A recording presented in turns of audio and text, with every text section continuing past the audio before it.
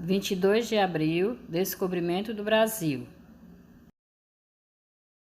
Olá, meus amores! Hoje vou falar de mais uma história. E a história de hoje é o descobrimento do Brasil. Mas antes de começar a falar sobre esse assunto, vou pedir que vocês se inscrevam no canal, ativem o sininho e dê o like. Hoje eu vou falar um pouco sobre o descobrimento do Brasil.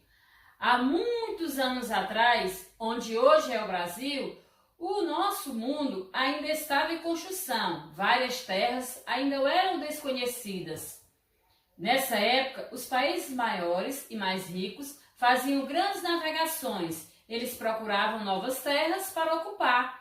E um dos países que fazia isso era Portugal. Portugal tinha recursos para navegar em alto mar. Eles buscavam terras com recursos naturais, como ouro, especiarias, entre outros. E eles também queriam converter as pessoas para a religião católica. Portugal era especialista em navegações. O país tinha grandes navios, grandes naus e bastante pessoas que trabalhavam com isso.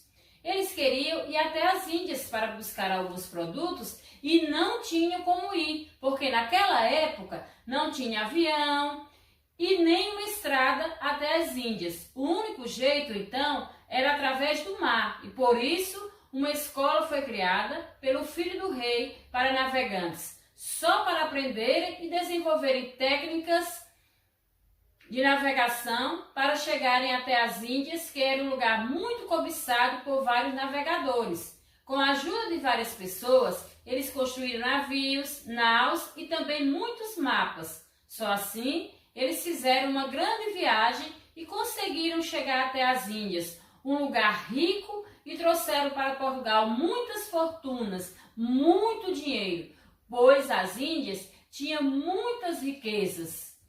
Após a descoberta das Índias, feita pelo navegador Vasco da Gama, o rei de Portugal quis fazer uma segunda viagem para as Índias, e essa viagem foi comandada por um nobre português chamado Pedro Álvares Cabral. Pedro Álvares Cabral partiu de Lisboa, a capital de Portugal, em 9 de março de 1500, com uma grande expedição, ou seja, uma enorme frota que possuía 13 embarcações, sendo 9 naus, 3 caravelas e uma naveta, que era uma pequena embarcação usada apenas para transportar mantimentos como comida, água doce, etc. Essa expedição tinha cerca de 1.200 a 1.500 homens rumo às Índias. Foi uma viagem muito difícil, cheia de perigos. Para vocês terem uma ideia, com apenas 8 dias de viagem, uma nau comandada por Vasco de Ataíde, que tinha 150 homens a bordo, simplesmente sumiu no meio do mar para nunca mais ser vista.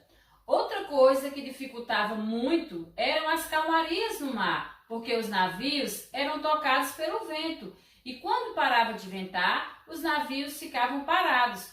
Uma vez ficaram parados cerca de 20 dias. Vocês acreditam nisso? Pois é. Após passar por essas dificuldades e serem atingidos por uma tempestade, no dia 22 de abril de 1500, os portugueses avistaram um monte bem longe e um deles logo gritou: "Terra à vista!"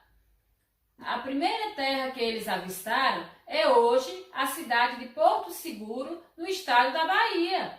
Eles então deram o nome a esta terra, Terra de Veracruz, e o local onde eles desembarcaram deram o nome de Monte Pascoal, por estarem no período da Páscoa.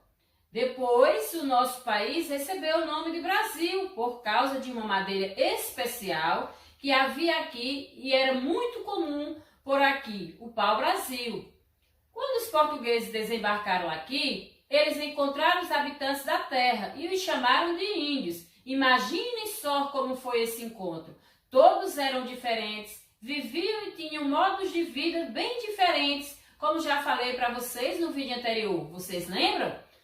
Toda essa história que falei para você agora foi registrada na época por Pero Vaz de Caminha, que também estava na embarcação e registrou tudo o que viu por aqui. A nossa natureza, os animais, as frutas, tudo para ele era novidade, porque para ele tudo era muito diferente da realidade de Portugal. E foi assim que os portugueses ocuparam as nossas terras, e é esse momento que chamamos de descobrimento do Brasil.